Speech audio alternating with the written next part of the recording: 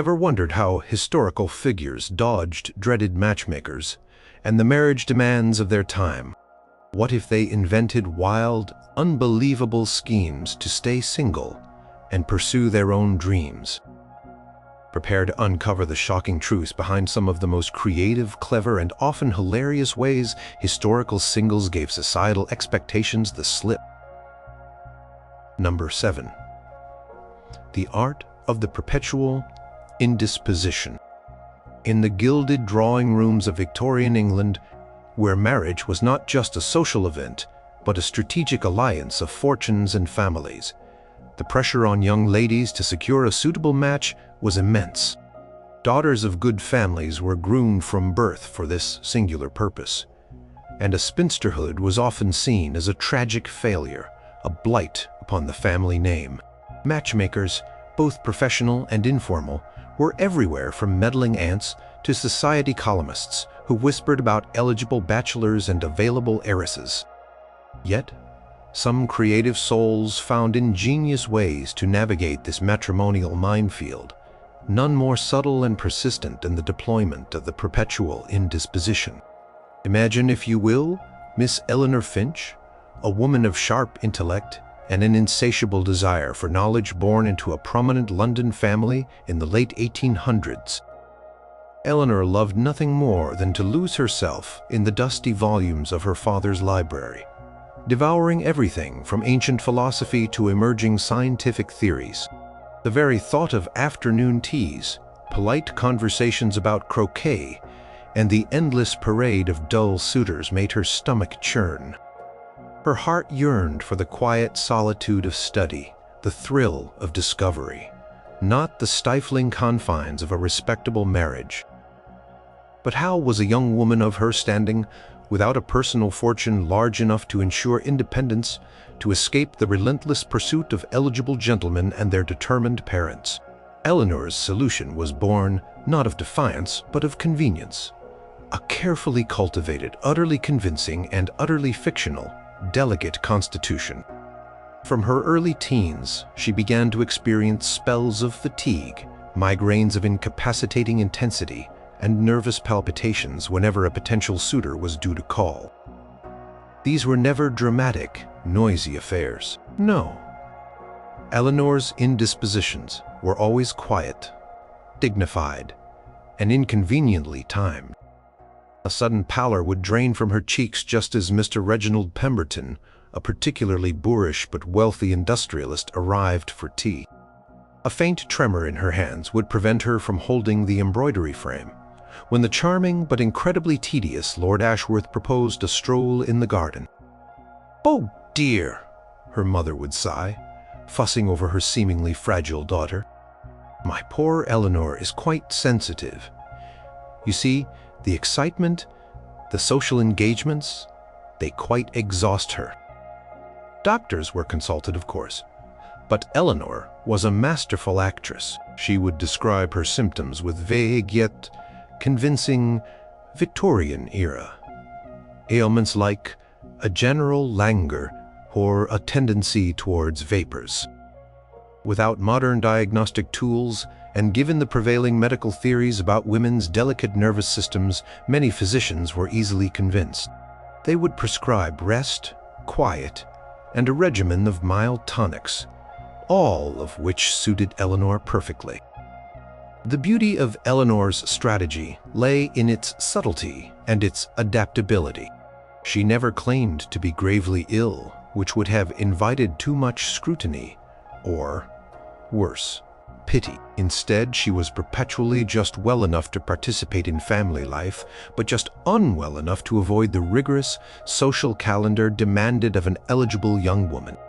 Ballroom dances, which required hours of standing and polite conversation, were often skipped due to a sudden recurrence of her fatigue. Long carriage rides to country estates where potential matches were plentiful were deemed too taxing on her delicate nerves. Even the simple act of receiving a suitor became an exhausting ordeal that required days of recovery. Matchmakers, both professional and the informal family network, found Eleanor a puzzle. She was undeniably beautiful intelligent, and from a good family, but her frequent indispositions made her seem like a high-maintenance prospect, a potential burden for any husband. Suitors, initially charmed, would quickly grow weary of postponed meetings, cancelled outings, and the constant worry of her fragile health. Who wanted a wife who might collapse mid-dinner party or be unable to attend important social functions? While some might initially view her delicate nature as romantic, the reality of managing a perpetually unwell spouse soon deterred even the most determined. Families began to discreetly whisper about poor Eleanor's health, and gradually the stream of eligible gentlemen coming to call dwindled to a trickle. Eleanor, meanwhile, used her enforced quietude to her advantage. While resting in her room, she would devour books, write philosophical treatises in her private journal, and even conduct small clandestine scientific experiments with chemicals secretly acquired from an apothecary. Her family, believing they were protecting her from undue strain, inadvertently created the perfect environment for her scholarly pursuits. She mastered several languages, became fluent in classical Greek and Latin, and developed a formidable understanding of astronomy and botany, subjects far removed from the typical interests of a Victorian lady. Her indispositions also provided an excellent excuse for avoiding the pressure to perform domestic duties, allowing her to delegate household management to others and dedicating her time to intellectual pursuits. She was seen as too fragile for the rigors of managing a household, a perception she carefully fostered. This allowed her to maintain her independence within the family structure, securing a unique position that, while not explicitly single, effectively kept her out of the marriage market without causing outright scandal. Over time, Eleanor Finch became known in society as a woman of quiet refinement and profound intellect, albeit one plagued by persistent ill health. Her reputation for fragility became her shield, a protective bubble that allowed her to remain unmarried, pursue her passions, and live a life of quiet, academic fulfillment, all while her family, still subtly hoping for a miracle cure or a very understanding suitor, remained blissfully unaware of the true nature of her ingenious escape. Her story, while not recorded in historical biographies as a conscious strategy, mirrors countless anecdotal accounts of individuals who, throughout history, found subtle, enduring ways to sidestep the societal expectations placed upon them. The art of the perpetual indisposition was a slow burn, a long game. But for Eleanor, it delivered the ultimate prize: a life lived on her own terms. Number 6. The unwavering devotion to an unusual profession or pursuit. Throughout history, societal roles were often rigid, particularly for women, but also for men who were expected to perpetuate family lines or secure wealth. Matchmakers thrived in these environments, meticulously arranging unions based on status, land, and resources. However, some individuals possessed a singular, overwhelming passion for a pursuit so unusual or demanding that it effectively rendered them unsuitable for conventional marriage, or at least made marriage an impossible inconvenience. This was not a pretense, but a genuine, deeply felt devotion that became their shield. Consider the curious case of Master Hiroshi, a renowned woodblock artist in Edo period Japan, roughly during the 17th or 18th century. In a society where family lineage and arranged marriages were paramount, especially for artisans whose skills were passed down through generations, Hiroshi was an anomaly. His family, though respectable, was not of the highest noble class, and his artistic talents were seen as a valuable asset for a good match. His parents had lined up several promising candidates, daughters of prosperous merchants, even a young woman from a minor samurai family, all eager to align themselves with a rising master. But Hiroshi cared for little beyond his art. From the moment he first picked up a carving tool, the world outside his studio faded. The intricate details of cherry blossoms, the powerful thrust of a sumo wrestler, the delicate folds of a geisha's kimono, these were his true loves. He would spend days, sometimes weeks, secluded in his workshop, emerging only for bare necessities. His hands, perpetually stained with ink and scarred from countless nicks, were instruments of creation, not symbols of domesticity.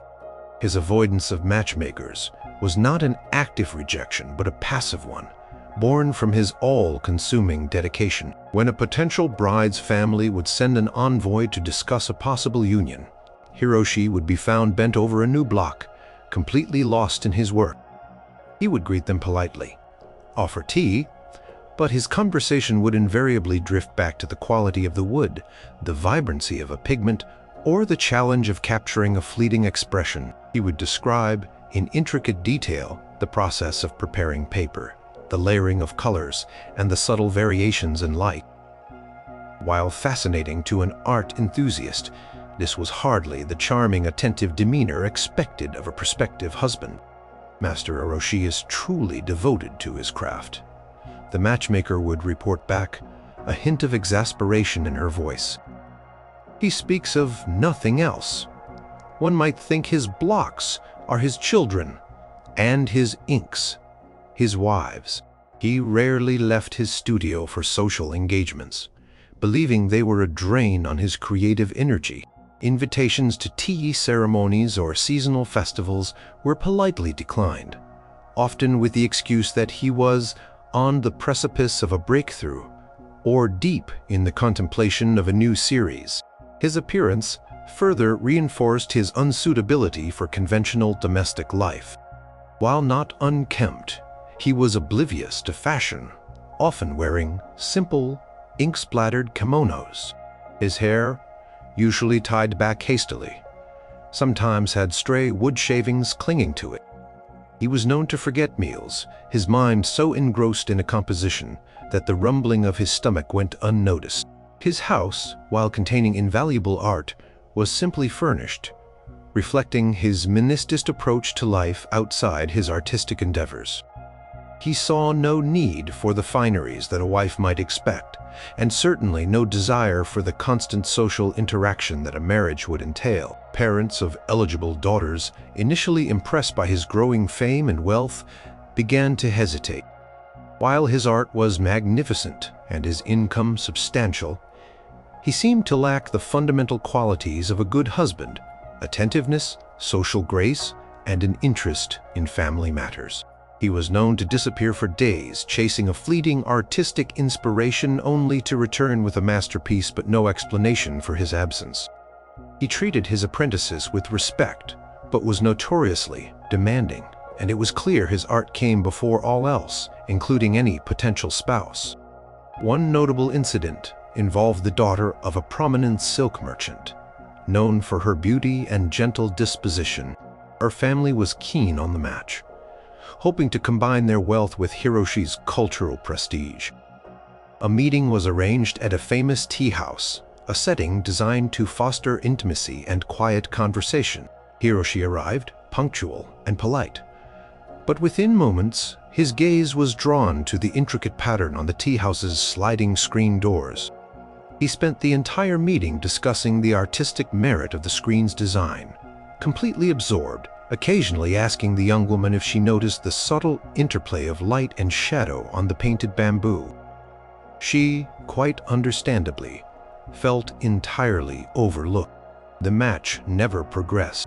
Historians, drawing on contemporary accounts and letters from the period, note that while artists like Hiroshi often had apprentices who eventually took over their studios, their personal lives were often secondary.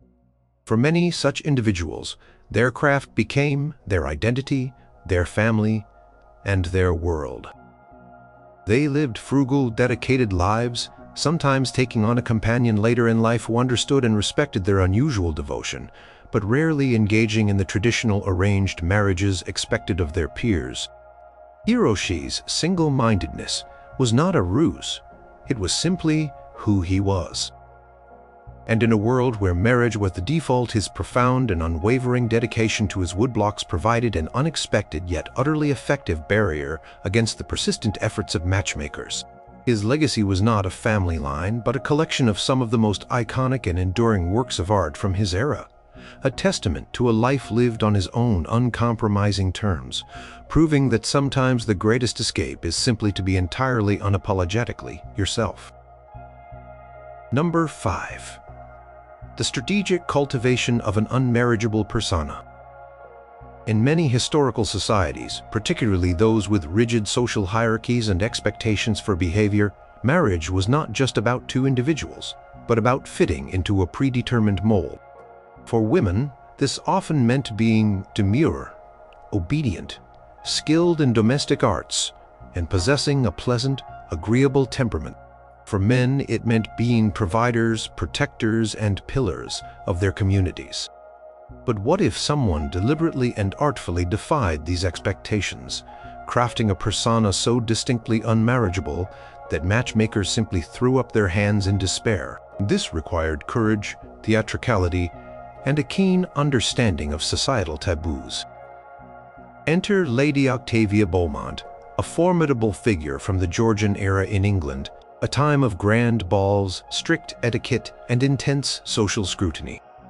Octavia, though possessing beauty and a considerable dowry, had absolutely no desire to be anyone's wife. Her true passion lay in intellectual discourse, in debating philosophy, politics, and the burgeoning scientific discoveries of her age. She found the vapid conversations of the drawing room unbearable, and the idea of being confined to domestic duties utterly stifling. Her family, eager to secure a prestigious match for her, paraded a procession of eligible lords and landowners through their London townhouse. Octavia's strategy was not to feign illness or devotion, but to actively, yet subtly, repel potential suitors by embodying the exact opposite of what a Georgian gentleman sought in a wife.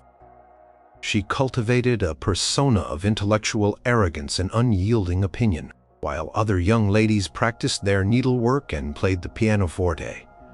Octavia immersed herself in works of Locke, Voltaire, and Rousseau.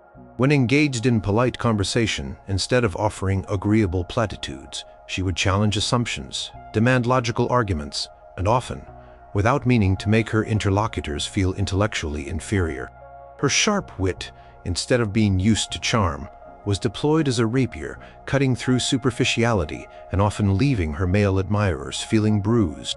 For example, during a formal dinner, when a well-meaning but dull suitor, Sir Humphrey, attempted to impress her with his knowledge of horse breeding, Octavia would batting pivot to a detailed explanation of the latest developments and agricultural science, citing obscure papers and dissecting his simplistic views with clinical precision. Her voice, while not loud, carried an authoritative tone, and her gaze, rather than shy, was direct and analytical. This was not the blushing, deferential maiden expected of the time. One particularly telling anecdote, circulated among society gossips, involved a wealthy duke, known for his refined tastes and rather conservative views. He had expressed an interest in Lady Octavia, impressed by her striking appearance and intelligence. At their first private meeting, arranged by the matchmaker, the Duke began to outline his vision for a wife, a gentle companion, a mistress of his estate, one who would grace his table and supervise his household. Octavia listened patiently, then with a perfectly straight face, launched into a passionate, unsolicited monologue about Mary Wollstonecraft's A Vindication of the Rights of Woman, arguing vehemently for female education and independence. The Duke, a man who preferred his women seen and not heard, especially on such radical topics, quickly made his excuses. The matchmaker later lamented that Lady Octavia had frightened the poor man half to death with her opinions. Her unmarriageable persona extended to her appearance and leisure activities. While always impeccably dressed, she favored practical, less overtly feminine styles when possible, and eschewed the elaborate coiffures and endless accessories preferred by her peers. She spent her leisure hours not in playing cards or attending social calls, but in visiting libraries, attending public lectures, a daring act for a woman of her standing, and corresponding with scholars and philosophers, many of whom were men. She was known to challenge established scientific theories with an astonishing lack of deference, and her reputation as a bluestocking, a derogatory term for intellectually inclined women, grew with each passing season. Matchmakers, faced with potential grooms who recoiled from her intellectual intensity, found their task increasingly difficult. While a certain level of intelligence was admired, too much was considered unseemly, unfeminine, and deeply unattractive in a marriage partner. A wife was meant to complement her husband, not debate him into submission. Lady Octavia, in her brilliant, unapologetic displays of intellect and opinion, effectively branded herself as too formidable, too independent, too difficult for the conventional marital market. Her family, initially perplexed and then frustrated, tried various tactics to soften her image. They encouraged her to participate in more ladylike activities, to speak less, to smile more. But Octavia, with an uncanny ability to maintain her persona, would offer polite but firm resistance, citing her unfortunate inability to feign ignorance or her overly analytical mind as charming defects.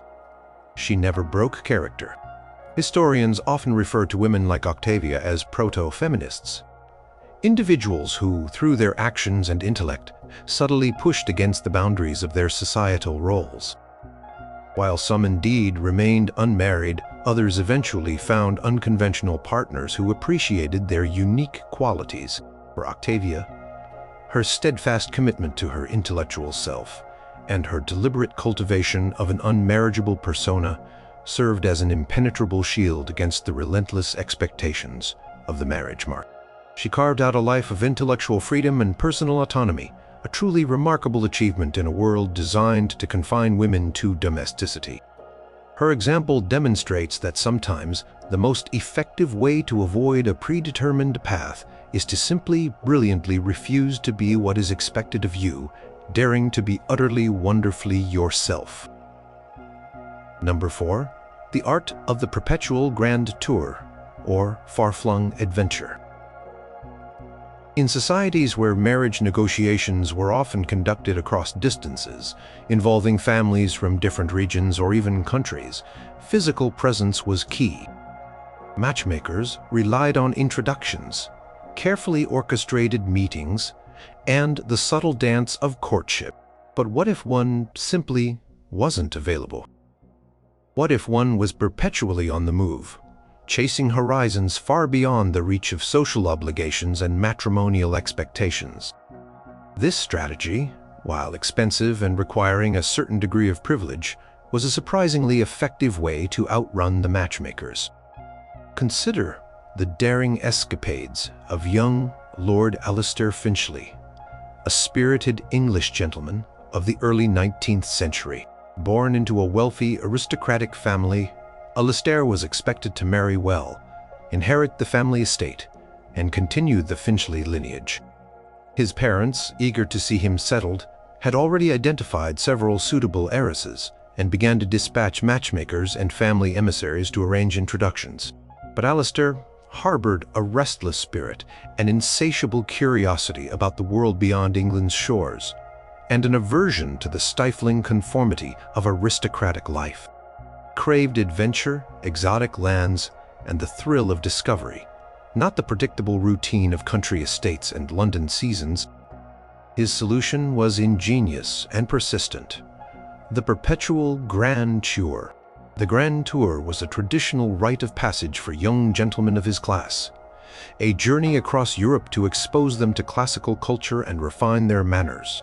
But Eleanor's tour was less about refinement and more about relentless strategic evasion.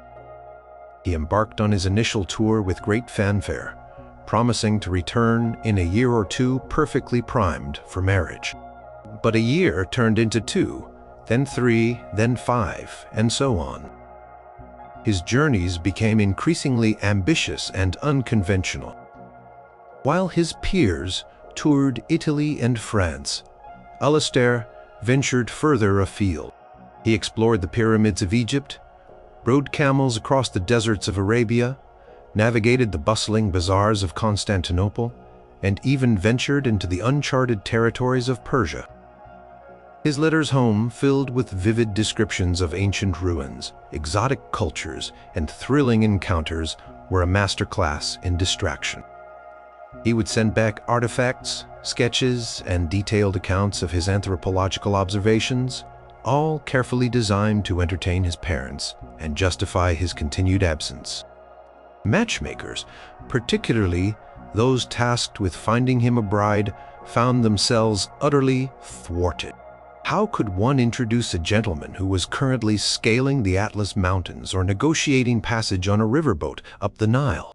Proposals for potential matches would arrive at his family estate in England, only for Alistair's parents to regretfully inform the hopeful families that Alistair is currently engaged in scholarly pursuits in distant lands, or he is unfortunately beyond the reach of conventional correspondence at present. His extended absence also meant that potential brides, initially interested in his status and wealth, would eventually lose patience or find other suitors. Time in the marriage market was of the essence, and Alistair was effectively running down the clock on every single match. The longer he remained abroad, the more his image transformed from an eligible bachelor into a romantic, elusive figure, almost a myth. Society gossiped about the wandering Lord Alistair, painting him as an adventurous spirit. A bit eccentric, certainly not one to be easily pinned down by domesticity. One particularly persistent matchmaker, a formidable Mrs. Danforth, attempted to track him down, believing that a direct encounter would surely bring him to his senses. She dispatched letters to various consulates, hired local agents, and even managed to send a message to him in Athens, outlining the virtues of Lady Sophia, a truly delightful and wealthy young woman. Alistair's reply, courteous but firm, stated that he was regretfully unable to consider any matrimonial arrangements, as he was about to embark on an archaeological expedition into the deserts of Mesopotamia, a journey that would surely take many months, perhaps years, and presented considerable danger. Mrs. Danforth, a woman who rarely admitted defeat, finally conceded that Lord Alistair was simply unreachable by conventional means. Alistair's family, though exasperated, also took a strange pride in his wanderlust. He wasn't involved in scandals, nor was he squandering his fortune on vices. Instead, he was expanding the family's intellectual horizons, collecting rare specimens, and corresponding with esteemed academics from across Europe. His adventures brought them a certain degree of unconventional prestige. His father, while sighing over the lack of grandchildren, would proudly display the ancient Egyptian papyrus Alistair had sent home, musing about his son's unusual but distinguished pursuits. By the time Alistair eventually returned to England years later, he was no longer the fresh-faced youth, ripe for marriage. He was a seasoned explorer, a scholar with sun-weathered skin, and a mind brimming with stories and knowledge. He had bypassed the conventional marrying age, and the pool of eligible partners had either married or moved on. His reputation as a global wanderer, a man more comfortable with Bedouin tribes than London drawing rooms, solidified his status as an unmarriageable eccentric. Historians note that for some, the Grand Tour was indeed a vehicle for genuine academic or personal exploration, but for others, it was a convenient and socially acceptable escape hatch from familial obligations. Lord Alistair Finchley, whether consciously planning it or simply following his true inclination, demonstrated the power of relentless movement. Proved that sometimes the most effective way to avoid entanglement is to simply be somewhere else, always just beyond the horizon, living a life too expansive for the narrow confines of societal expectations, leaving matchmakers baffled and potential brides perpetually waiting. Number 3. The cultivation of an exceedingly peculiar or scandalous hobby. In many historical periods, personal interests were often extensions of one's social role. For women, this meant embroidery, music, or polite conversation. For men, it might involve hunting, politics, or managing estates. Deviations from these norms, especially into areas considered eccentric, macabre, or even slightly scandalous, could effectively deter matchmakers who sought stability and predictability. This strategy involved embracing a niche passion so utterly odd or unconventional that it rendered one unsuitable for the marriage market. Let us delve into the peculiar world of Miss Ada Lovelace, not the famous mathematician, but a fictionalized contemporary who, in a slightly different timeline, decided her life's purpose was not domesticity, but the dedicated study of ancient funerary practices, particularly mummification, in 19th century England. This was an era obsessed with Victorian morality, where propriety was paramount and death, while ever present, was largely kept behind closed doors, shrouded in solemnity. Ada, from a respectable but not immensely wealthy family, was expected to make a good match. Matchmakers, with their endless lists of eligible bachelors, saw her as a potential asset, intelligent, well-read, and possessing a quiet beauty. However, Ada's true passion was anything but quiet or beautiful. It lay in dusty tomes describing Egyptian embalming techniques, in the intricate rituals of Roman cremation, and in the macabre art of preserving the dead. She found the human body, in all its decaying glory, utterly fascinating, and the historical methods of eternal slumber endlessly intriguing. Her fascination began innocently enough with books from her father's forgotten study, but it soon escalated. She began to collect artifacts related to death rituals, ancient amulets, tiny Roman urns, even preserved anatomical specimens acquired discreetly from a sympathetic, if slightly alarmed medical colleague of her uncle's. Her room, instead of being filled with delicate porcelain and floral arrangements, became a cabinet of curiosities, housing mummified cat heads, embalming tools, and dusty rolls of papyrus detailing funerary spells. The faint smell of chemicals, sometimes formaldehyde or various preserving agents, often lingered faintly in the air around her. This unusual hobby quickly became her shield against the onslaught of matchmakers. When a suitor, a respectable young barrister named Mr. Edgar Thorne, came to call, he was naturally invited to her family's drawing room for polite conversation. Ada, however, would inevitably steer the conversation toward the intricacies of Egyptian burial chambers, discussing the precise methods of organ removal or the efficacy of natron salts in desiccation. She would describe her theories on the spiritual significance of particular wrappings, her eyes alight with intellectual fervor. Mr. Thorne, accustomed to discussions of weather and garden parties, found himself distinctly uncomfortable.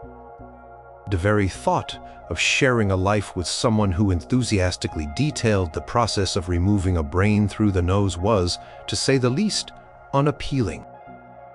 Her family, initially perplexed by her academic interests, grew increasingly mortified. "Ada, dearest," her mother would often plead, "must you always speak of such morbid subjects? It is hardly suitable for young ladies, and it quite puts off the gentlemen."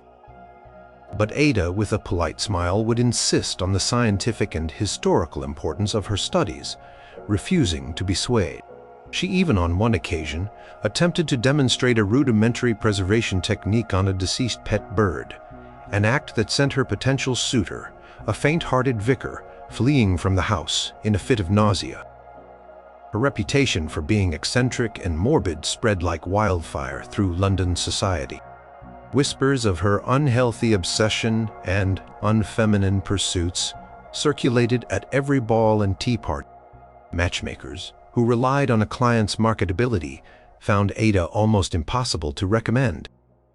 She was considered too singular, too unconventional, and frankly, a bit alarming. Her interests were not merely unusual, they were deeply unsettling to the sensibilities of the age. A wife was expected to be a source of comfort and beauty, not a purveyor of the macabre.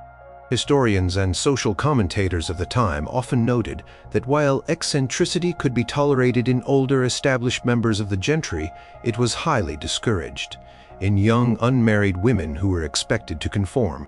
Ada, through her unwavering dedication to her peculiar hobby, intentionally or unintentionally, made herself an unsuitable candidate for conventional marriage. Her intellectual curiosity, channeled into such an unconventional field, was a barrier more effective than any physical distance or feigned illness. Ida Lovelace, in this reimagined narrative, dedicated her life to her esoteric studies, eventually becoming an unsung authority on ancient death rituals, corresponding with a select few like-minded scholars across Europe. Her detailed, if morbid, notes and collections would later be discovered, offering a unique glimpse into a brilliant mind that deliberately chose intellectual freedom over marital obligation. She proved that sometimes the most effective way to avoid the path laid out for you is to simply follow your own, however bizarre or unconventional it may seem to the rest of the world. Her strategy was simple: cultivate a passion so utterly outside the bounds of societal expectation that no matchmaker would dare to approach, leaving you free to pursue your true, fascinating, and perhaps slightly unsettling calling. Number 2. The elusive phantom suitor and the elaborate charade. In societies where a woman's reputation was everything, and an unmarried status could bring shame, some desperate singles resorted to a highly theatrical, often risky strategy: the invention of an elusive yet utterly convincing phantom suitor. This required meticulous planning, a network of trustworthy accomplices, and a flair for dramatic performance. The goal was not to secure a marriage, but to perpetually give the impression that one was engaged, or about to be engaged, thus deterring real matchmakers from approaching. Let us turn our gaze to the opulent salons of 18th century Venice, a city of masquerades, intrigue, and rigid social contracts. Here, families of dwindling fortunes often relied on advantageous marriages to maintain their status. Isabella Contarini, a young woman of breathtaking beauty and sharp intellect, found herself in precisely this predicament. Her family, once mighty, was now teetering on the brink of financial ruin, and her parents saw her marriage to a wealthy, influential count as their only salvation. Isabella, however, possessed an independent spirit and secretly harbored a desire to pursue painting, an unconventional path for a woman of her standing. The thought of a loveless arranged marriage filled her with dread. Isabella's ingenious solution was il fantasma nobile, the noble phantom. She invented a suitor, a mysterious, immensely wealthy, and incredibly elusive Count Marco da Valois. He was, according to Isabella, a man of profound wisdom, exquisite taste, and immense power, but also one whose affairs kept him perpetually abroad, engaged in secret diplomatic missions for various European courts. The charade began subtly. Isabella would occasionally let slip to a trusted confidant, a sympathetic but slightly eccentric elderly aunt, that she had received a most enchanting letter from Count Marco. These letters, secretly penned by Isabella herself in a flamboyant hand, were always filled with passionate declarations, poetic descriptions of distant lands, and veiled promises of his imminent, yet never quite realized. They were written on fine imported paper, sealed with an impressive invented crest. Word of Count Marco quickly spread through the Venetian gossip network. Phantom suitor was far more intriguing than a real one. Matchmakers, who typically approached families with proposals, found their efforts thwarted. Alas, Isabella's mother would lament with a practiced sigh. My daughter is already quite taken. Count Marco, you see, is a most devoted man, though his duties keep him from Venice. Count's perpetual absence was both his defining characteristic and the linchpin of the charade. He was always expected next month, or delayed by urgent matters of state, or awaiting a sign from the stars to return. Isabella meticulously cultivated the illusion. She would occasionally mention gifts from the Count, a rare silk scarf, a piece of exotic jewelry which she had in fact purchased herself or acquired from a sympathetic artisan. She would artfully sigh during conversations about upcoming weddings, hinting at her own longing for Count Marco's return, knowing that such expressions of devotion would solidify her image as an unavailable woman. The charade was not without its risks. Some skeptical matchmakers, particularly a shrewd woman named Signora Elena, attempted to verify Count Marco's existence. They dispatched discreet inquiries to various European capitals, only to be met with vague responses or simply no record of a Count Marco de Valois. Isabella, anticipating this, had carefully crafted a story that he used a different name for his diplomatic work and that his true identity was a closely guarded secret. His immense power meant that questioning his existence too closely would be unwise. The very elusiveness became part of his mystique. One particularly dramatic incident occurred when a persistent suitor, a young nobleman named Giovanni, refused to believe in the phantom suitor. He openly scoffed at Isabella's claims and continued his pursuit. Isabella, with the help of a loyal servant, arranged for a series of messages to be delivered to her during a public gathering, ostensibly from Count Marco, each one more urgent and grand than the last, hinting at a dramatic, secret love affair. She even arranged for a mysterious cloaked figure to be seen occasionally near her palazzo, slipping away quickly before anyone could identify him. A subtle reinforcement of the Count's elusive presence. Giovanni, baffled and defeated, eventually withdrew, unable to compete with a man who was everywhere and nowhere at once. Historians, studying historical anecdotes and personal letters, find numerous examples of individuals who employed such charades, though few on the grand scale attributed to Isabella. These stories highlight the desperation and creativity involved in navigating rigid social expectations. The Phantom Suitor was a complex social performance, requiring immense dedication and a degree of social engineering. Isabella Contarini maintained her elaborate charade for years. Her parents, though increasingly frustrated by Count Marco's prolonged absence, clung to the hope of his eventual return and the salvation he represented. Isabella, meanwhile, used her carefully guarded single status to pursue her painting, becoming a respected, albeit discreet, artist within a small circle. She painted vivid portraits, not of grand dukes or their wives, but of the vibrant street life of Venice, capturing the true essence of her beloved city. Her paintings, unlike the Phantom Count, were real, tangible, and her own. She lived a life of quiet autonomy, her brushes and canvases her true companions, forever shielded by the elaborate, beautiful lie of Il Fantasma Nobile, the most dashing suitor who never was. Number 1. The calculated embrace of poverty or disadvantage. In many historical societies, particularly those with a strong emphasis on social status and material wealth, marriage was often a transaction. Matchmakers were tasked with finding matches that either maintained or elevated a family's standing.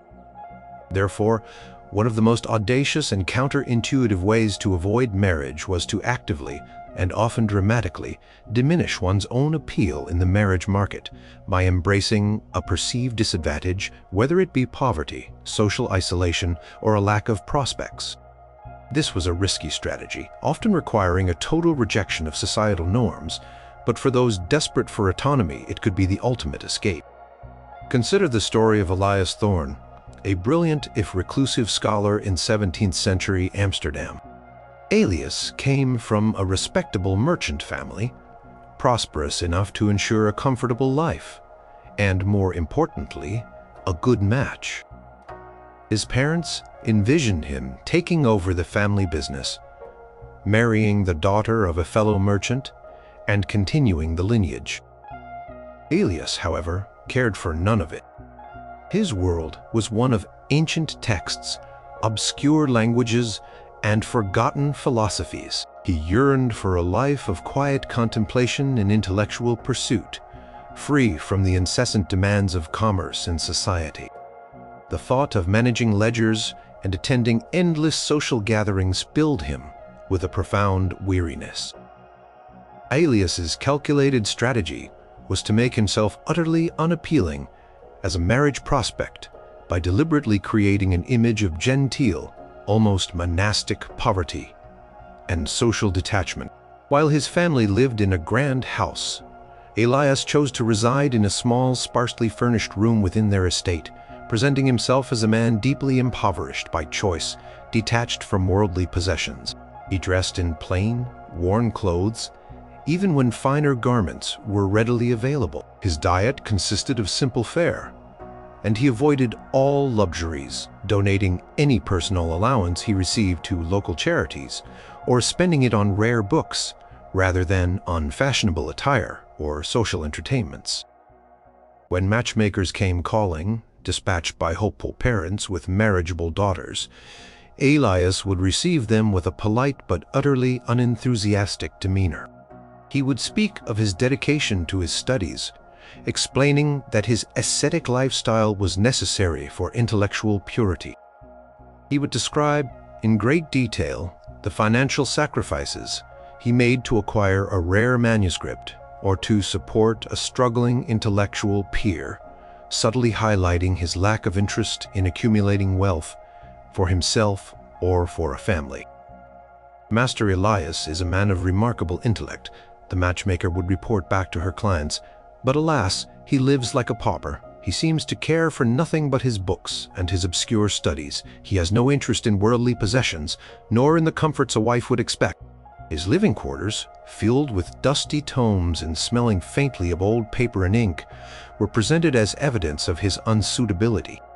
His preference for solitary study over social gatherings cemented his image as a social outcast. His family initially tried to intervene, urging him to dress more appropriately, to attend social events, to display more interest in the family business. But Elias would politely but firmly decline, citing his sacred duty to knowledge or his fragile constitution, which was ill-suited to the bustling world. He presented his choice as a deeply philosophical one, a commitment to a higher calling that precluded the accumulation of wealth or the establishment of a family. One memorable anecdote involved the daughter of a particularly ambitious merchant who, despite Elias's reputation, was determined to secure him due to his family's lineage. During a carefully orchestrated meeting, the young woman attempted to engage Elias in conversation about the latest fashions and social events. Elias, however, immediately turned the discussion to the socio-economic conditions of ancient Greece, or the philosophical implications of Stoicism, displaying a complete disinterest in the frivolous matters of the world. He spoke of the virtue of poverty and the spiritual dangers of material accumulation. The young woman, expecting a sophisticated, wealthy suitor, was bewildered. She returned home, convinced that Elias was either mad or destined for a monastery. Elias's embrace of a disadvantage was not a true lack of resources, but a deliberate rejection of them, a performance of unsuitability. He was not genuinely impoverished, but he acted as though he were living a life of chosen simplicity that was profoundly unattractive to prospective families looking for financial security and social advancement. His lack of interest in family or social status, coupled with his single-minded devotion to intellectual pursuits, rendered him an anomaly in the marriage market. He was too unworldly, too impractical, and too poor in spirit for the kind of match his family desired. Historians, examining records from the period, note that while most individuals sought to enhance their social and financial standing through marriage, a rare few, particularly scholars or devout individuals, deliberately opted out by embracing a simpler, less materialistic existence. This rejection of the societal game made them profoundly unattractive to matchmakers who operated on principles of gain and status.